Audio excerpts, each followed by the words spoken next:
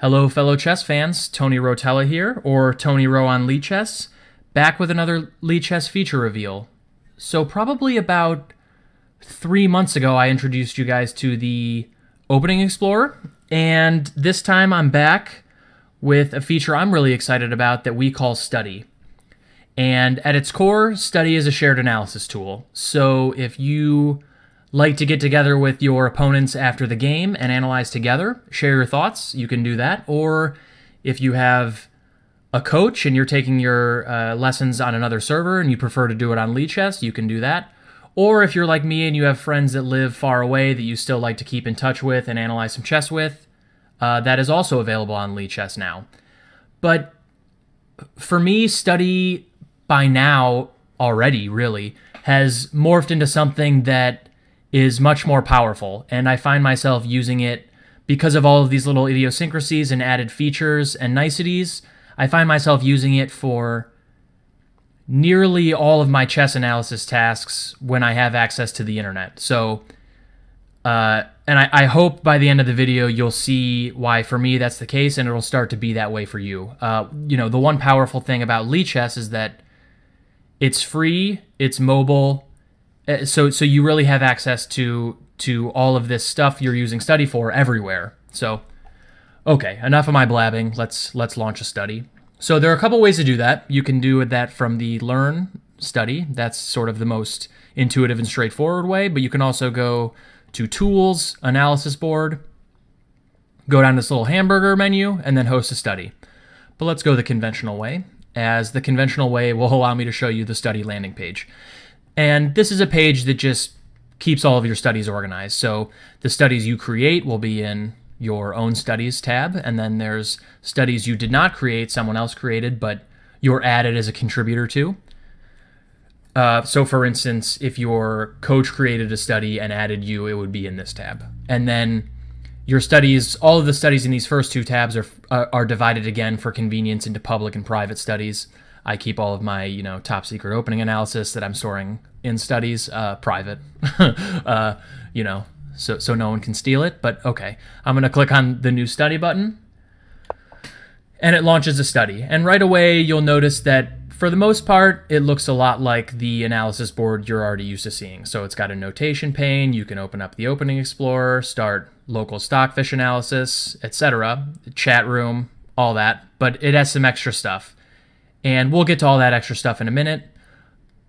But what would a shared analysis board really be without some sharing? So I'm going to click this little plus on the Members tab. God, I love how this thing zooms in and out and turns green.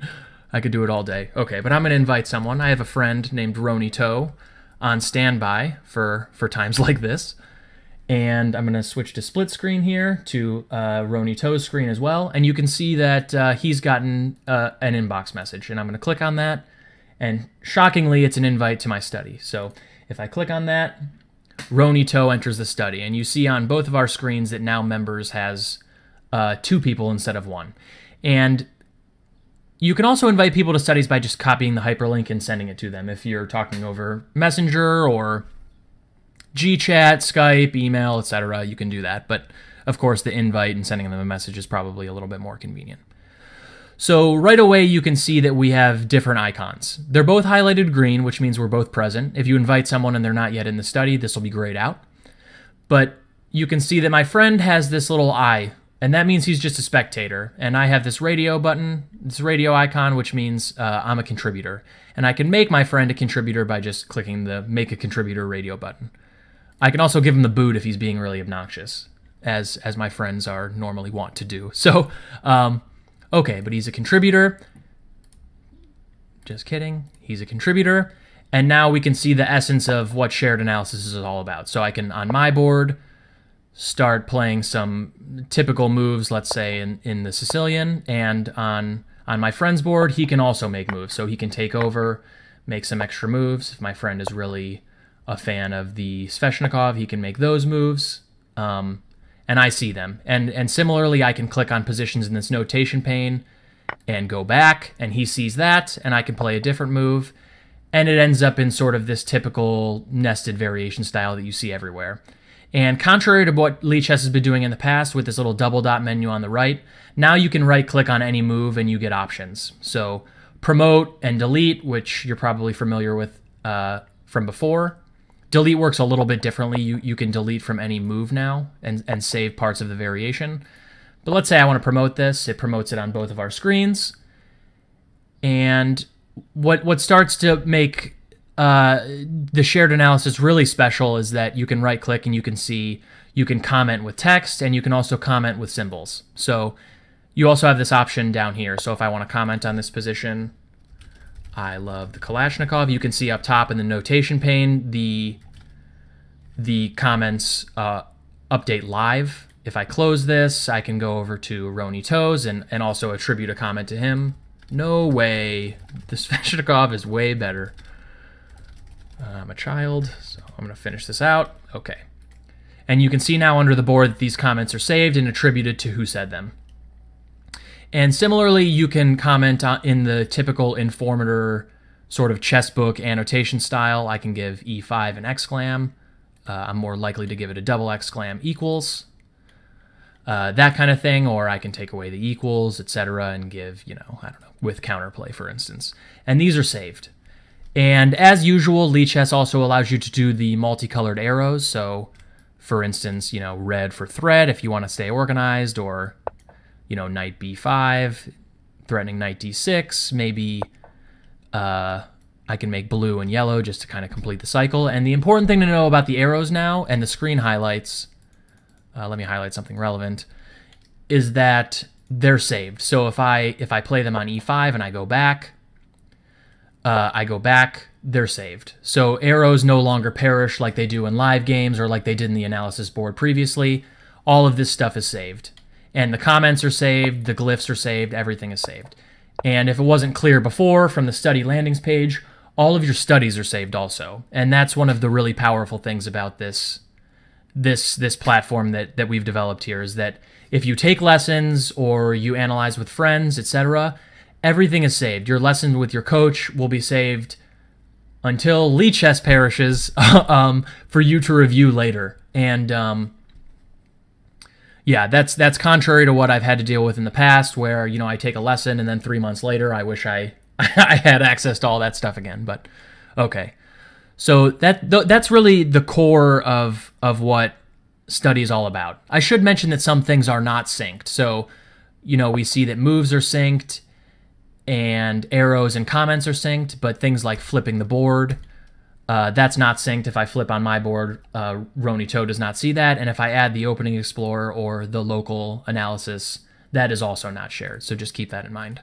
The thing that I think makes study extra powerful is that there's this concept of chapters. And really, if you're familiar with working with PGNs or CBV or SCID files, chapters are really just like adding multiple games to a PGN or multiple games to a database. But we're allowing you to do that in a shared analysis format, and we're also allowing you to save that on our server. So, for instance, let's say we're done talking about the relative merits of the Kalashnikov and the Sveshnikov, and I would like to show my friend this really great Ulf Andersson game that I was looking at versus Karpov. So I have the PGN on hand, and I click New Chapter, and I could name this if I wanted. So I'm not going to name it for this purpose. You'll see in a second. For now, it's defaulted to Chapter 2, and I'm going to paste my PGN here. And I'll just keep the orientation to white, but you can change it to black, etc. And you can also, I'll show you this a little bit later, there's a puzzle mode. Okay, so I'm going to load a PGN, and I'm going to click Create Chapter. And you can see that now we have 2 chapters. So if at any other time I wanted to go back to what we were thinking about the Sveshnikov and Kalashnikov, I could click on Chapter 1, and it brings us back to all that analysis. But okay, let's stick to Chapter 2.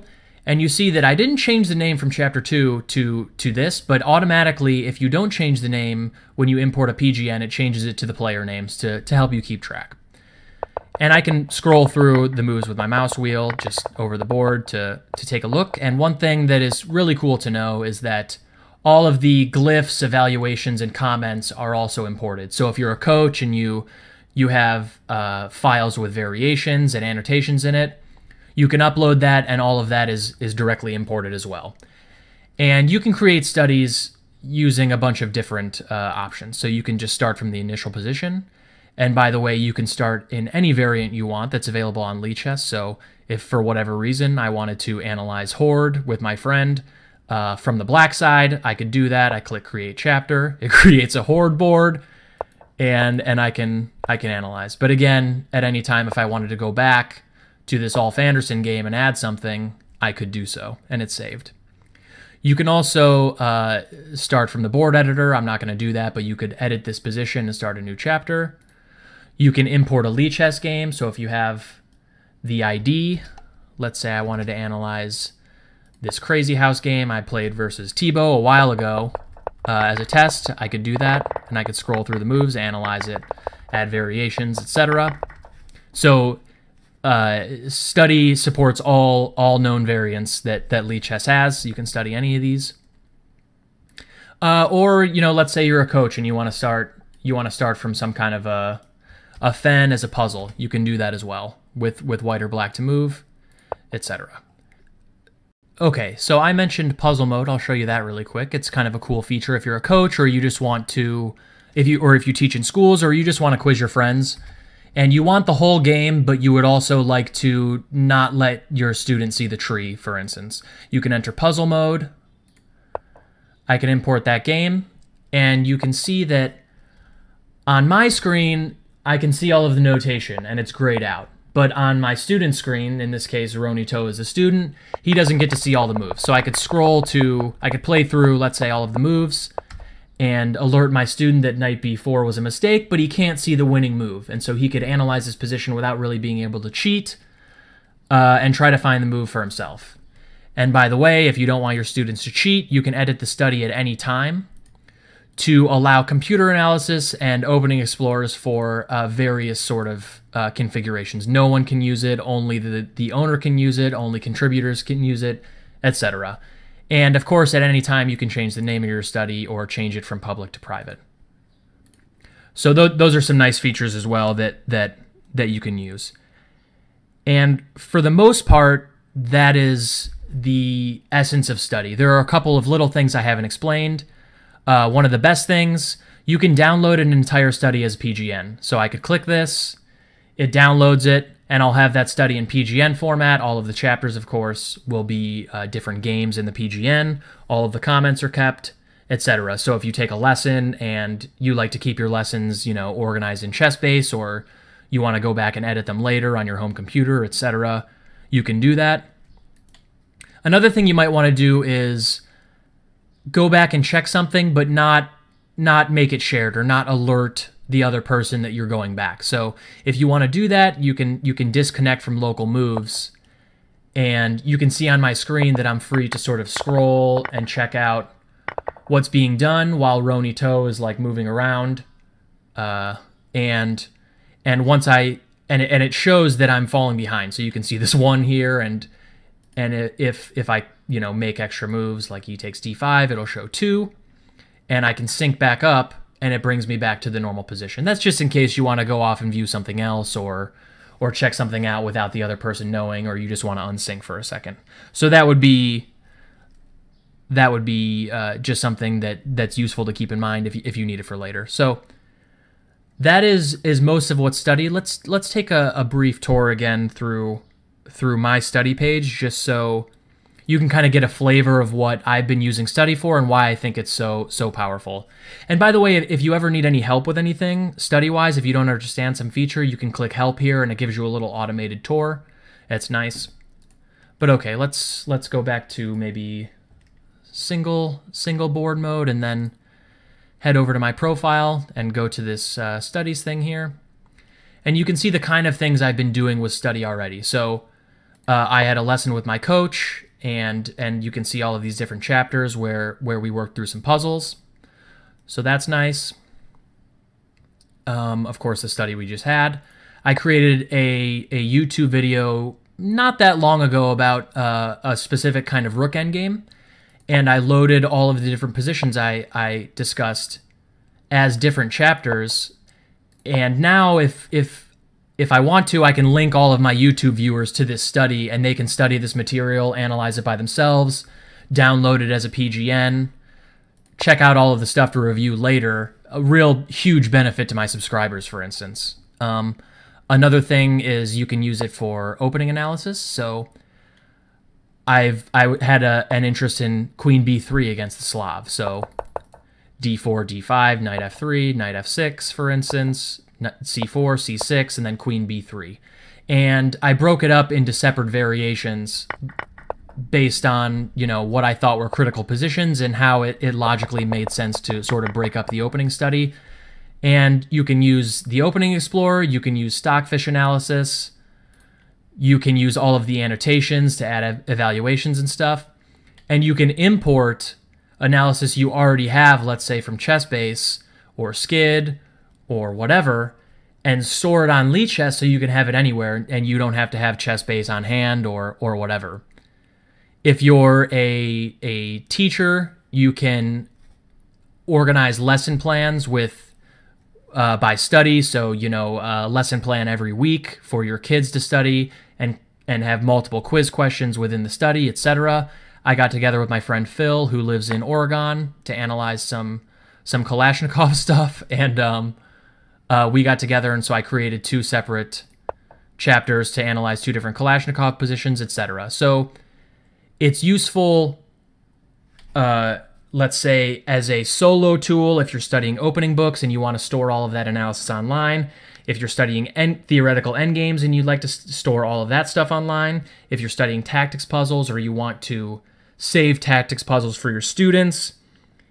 If you're following along with your favorite YouTube videos or chess videos online from other places and you'd like to save all of that analysis in a study for you to view later, you can do that.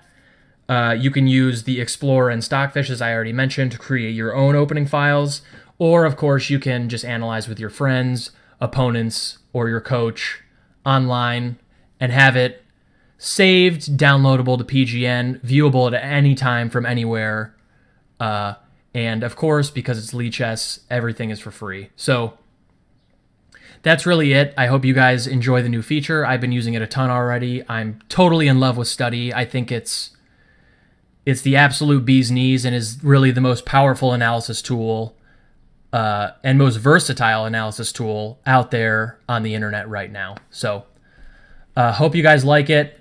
If you have any questions, of course, you can hop into the Lichess IRC. You can message me at Tony Rowe on Lichess, and I'd be happy to answer your questions. You can leave comments on this YouTube video. Okay. Bye, guys.